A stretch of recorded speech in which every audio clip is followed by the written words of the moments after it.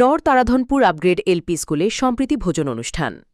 নরসিংপুর শিক্ষা উন্নয়ন খণ্ডের নর তারাধনপুর আপগ্রেড এলপি স্কুলে অনুষ্ঠিত হয় সম্প্রীতি ভোজন।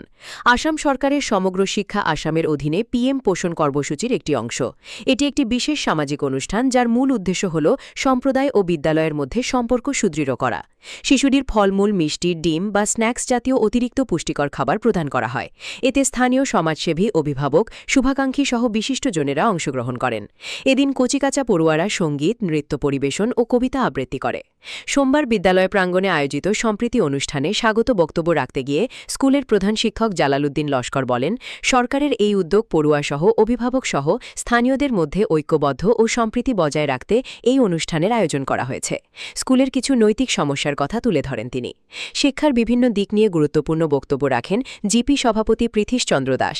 পাশাপাশি সার্বিক উন্নয়নের আশ্বাস দেন জিপি সভাপতি। এছাড়া বক্তব্য রাখেন বিধায়ক অমিয়কান্তি দাসের প্রতিনিধি বিপুল কুমার দাস, জিপির উপসভানেত্রী রূপালী দাস প্রমুখ। উপস্থিত ছিলেন স্কুল পরিচালন সমিতির সভানেত্রী রায়না বেগম বড়ভূইয়া, শিক্ষক দেবতোষপুর কায়স্থ, চান্নিঘাট জিপির এপি সদস্যার প্রতিনিধি সুদীপ বিশ্বাস, সমাজসেবী আক্তার হোসেন লস্কর, ধলাই প্রেস ক্লাবের সাধারণ সম্পাদক বিবেকানন্দ দাস, অমিত দাস প্রমুখ। এবং এই স্কুলের প্রতি আমাদের গ্রামের স্কুল একটা মায়া মমতা আছে। তৎসঙ্গে উনি কিছু দাবি রাখেছেন বাউন্ডারি ওয়ালের জন্য। আরো উনি দাবি রেখেছেন 3টি ফ্যানের প্রয়োজন আছে, যে ফ্যানগুলো বর্তমানে নষ্ট হয়ে গিয়েছে। তাই আমরা এমএলএ মহোদয়ের কাছে আবেদন রাখবো যাতে ওনার এই দাবিগুলো পূরণ হয়।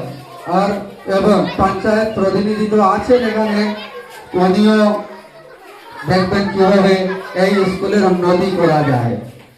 শিক্ষা সমাজের একমাত্র মাধ্যম। শিক্ষা ছাড়া আমরা আগে যাওয়ার আর কোনো বিকল্প রাস্তা নাই। তাই আমরা সবাই মিলে, অভিভাবকরাও আছেন, শিক্ষকরাও আছেন, আমরা চেষ্টা করব যাতে এই স্কুলের নাম সুনাম আগামী বাড়ে এবং স্কুলটা প্রতিষ্ঠিত স্কুল হিসাবে রূপান্তরিত হয়। ধন্যবাদ।